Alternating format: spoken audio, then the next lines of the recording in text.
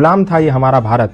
उस समय अमेरिका से एक मिशनरी को भेजा गया, उसको भेजा गया कि जाओ भारत और जाकर के भारत को ईसाई राष्ट्र बनाओ। और वो 21-22 साल का नौजवान था जिसका नाम था सैमुअल इवान स्टॉक। ईसाई राष्ट्र का मिशन देकर के उसको भेजा गया। वो भारत आया, भारत में शिमला गया, वहां पर उसने एक तरफ से लोगों को ईसाई बनाना प्रारंभ कर दिया। जब धीरे धीरे काम चलने लगा तो अचानक से हिमाचल में प्लेग की बीमारी फैल गई। जैसे आज कोरोना की बीमारी फैल गई, ठीक उसी प्रकार प्लेग की बीमारी भी छुआछूत की बीमारी थी। लोग अपने परिजनों को छोड़ छोड़ करके भागने लगे। जैसे घर में किसी को प्लेग हो गया तो घर में छोड़ करके चले गए। तो ऐसे ही जब देखा सैमुअल इवान स्टॉक ने कि जब ऐसी परिस्थिति पैदा हो गई कि लोग अपने परिजनों को छोड़ छोड़ करके भागने लगे, उस समय वहां पर एक समाज सेवी थे जिनका नाम था पंडित रूलियाराम। वो पंडित रूलियाराम निस्वार्थ भाव से ऐसे लावारिस पड़े लोगों की सेवा कर रहे थे। तो सैमुअल इवान स्टॉक ने देखा कि पंडित रूलियाराम एक खाट के पास हैं जहां पर एक वृद्ध आदमी को लेटा हुआ है और वो प्लेग के मारे तड़प रहा है और उसके गले में एक गिल्टी हो गई है जिसके मारे उसको तड़पन हो रही है।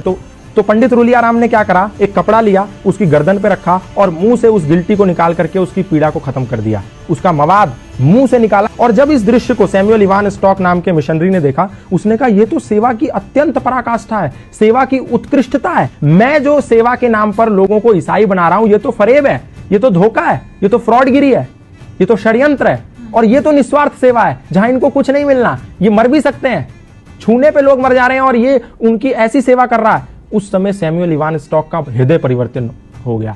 तो उनने पंडित रूलियाराम से कहा, सैमुअल इवान स्टॉक ने, कि ये क्या सिद्धांत है, कौन से ऐसे सिद्धांत हैं जिसके चलते आपके अंदर इतनी तन्मयता, इतनी तल्लीनता है लोगों की समाज की सेवा के प्रति। तो पंडित रूलियाराम ने कहा, ये सनातन धर्म के सार्वभौमिक सिद्धांत हैं जो हमें मानवतावाद का उपदेश देते हैं और मैं वही कर रहा हूं। संगच्छध्वम संवदध्वम संवो मनांसि जानताम सर्वे भवन्तु सुखिना सर्वे संतु निरामया के सिद्धांतों को पालन कर रहा हूं। तो सैमुअल इवान स्टॉक ने कहा, मैं भी ये सनातन धर्म के सिद्धांत जानना चाहता हूं।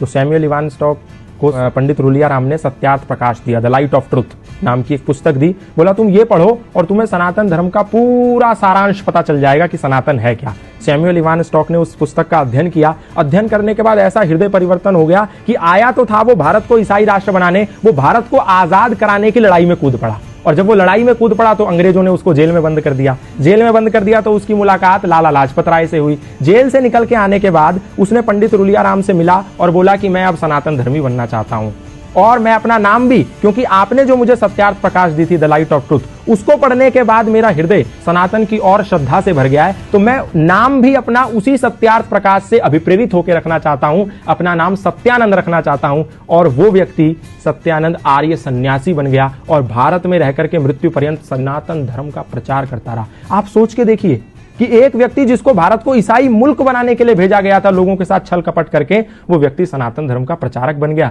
उसने अपनी पत्नी को भी सनातन का प्रचारक बना दिया। अपने घर के एक कोने में यज्ञशाला खोल दी। आज भी हिमाचल प्रदेश में जाएंगे तो वो यज्ञशाला विद्यमान है। वहां उपनिषदों के मंत्र उकेरे हुए हैं उस यज्ञशाला में। उसके घर में आज भी वो भगवत गीता के श्लोक लिखे हुए हैं। तो ये प्रमाण है कि सनातन को कभी, ना उस समय, ना आज, ना आने वाले समय में कभी भी लोगों पर थोपा नहीं गया। ना तो तलवार के जोर पे, ना भय और लालच और षड्यंत्र के जोर पे। सनातन से लोग आए और प्रभावित हो गए। फादर कैमिल बुल के ईसाई मिशनरी थे, आए, रामायण से प्रभावित हो गए, सनातन धर्म का प्रचार करने लगे। बाहर से लूसी गेस्ट आई, सनातन धर्म से प्रभावित हो गई, भारत में गुरुकुल खोल दिया।